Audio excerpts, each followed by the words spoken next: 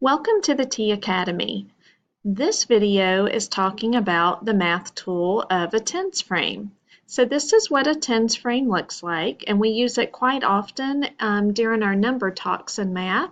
And we're really trying to get kids to use mental math to kind of visualize a picture of the math in their head. And a 10 frame helps them organize it better so that they can get the answers quickly and using different strategies such as doubles and the order of a tens frame to help their brain think faster with math. And this really helps them as they get into older grades with more complicated math, because if they can learn the basic addition problems quickly and find the answers quickly, then that's one less step that they have to do when the math gets harder and they have multi-step directions to follow. So we're trying to get them to think mental math and think it visually in their head so that they can do it quickly, so that they can quickly get to the next step in the math problem. So this is a tens frame, and obviously it's called that because it's divided into 10 blocks, 5 on the top and 5 on the bottom. And we like kids to visualize this in their brain. And we use counters a lot of times to fill it up. You can use it to answer this math problem, 4 plus 5. So you could put 4 on the top and then 5 on the bottom. And what you're trying to get kids to see, instead of using their fingers and counting each individual counter, instead of going 1, 2, 3, 4, and then counting these counters 6, 7, 8, 9, 10, you want them to look at, oh, 4 and 5 more. I have one open dot. If this were full, then I would have 10 dots. So if there's one open, the answer must be 9. So you're trying to get them to visualize that instead of always using their fingers and having to hold up 4 fingers and then 5 more. It's getting them to see math in a different way where they can get the answer quickly.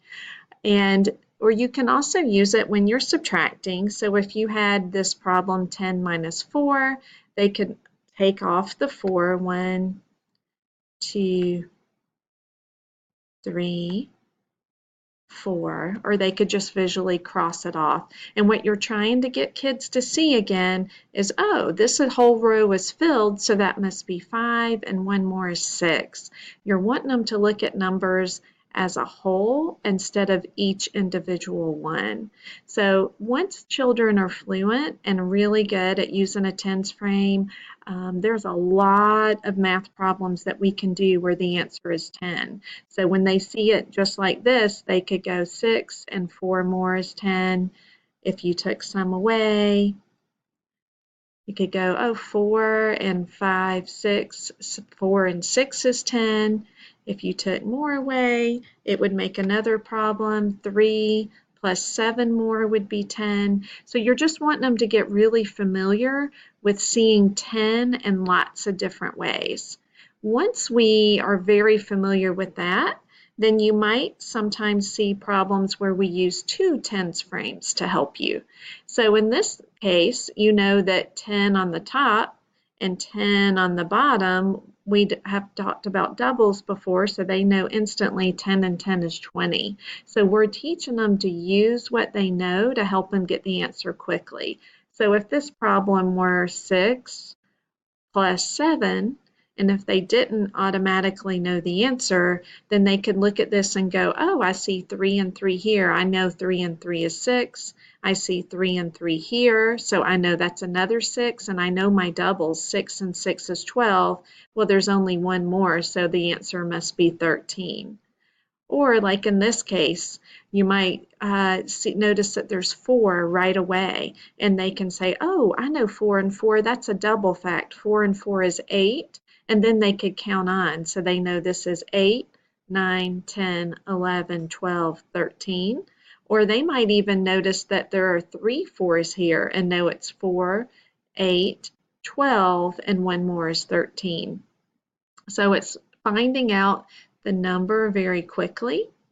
In this case, they might notice, oh, I see there's one dot open, and so I know that this must be 9. So I don't have to take the time to go 1, 2, 3, 4, 5, 6, 7, 8, 9. I instantly know it's 9 because I see one dot is open.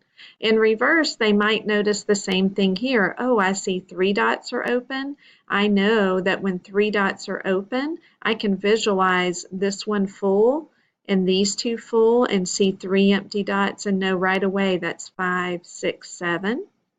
Or your child might notice it another way. They might notice 4 here and 4 here and say, oh, that's a double. I know that double. 4 and 4 is 8. And then, oh, there's 4 more, so I know that's 12. And then count on 13, 14, 15, 16 to know the total dots.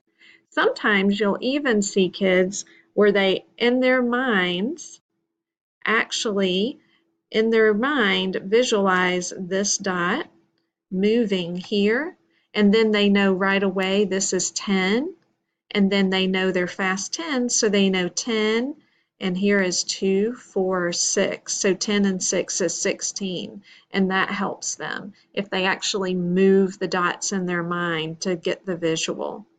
In this one, you'll notice a lot of kids maybe will count by twos. So 2, 4, 6, 8, 10, 12, 14, 16, and one more would be 17.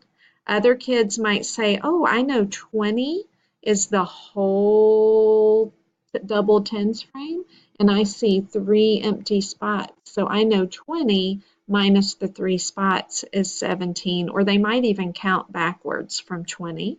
And other kids, again, might visualize moving that dot and filling that tens frame. So I know it's 10, and I know this is 4 plus 3, and I know 4 plus 3 is 7. So 10 and 7 would be 17.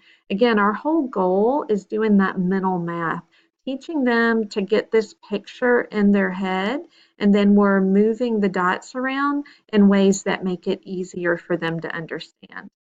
So this is just one tool that we use in first grade, and I hope this video helped you understand it just a little bit better.